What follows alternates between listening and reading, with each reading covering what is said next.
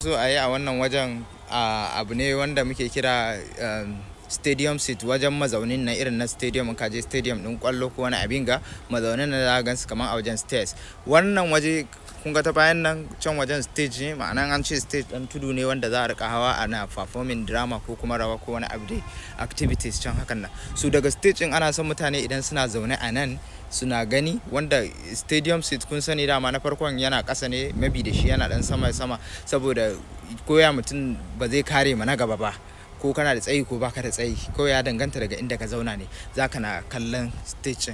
So abinda ake son a achieve a nan kenan. Sannan site din ya zo da challenges irin zo an tadda ruwa ku diddifi ne nan, an kwashe ruwan da an yi backfilling, sannan za a fara shi stadium seat din insha Allah.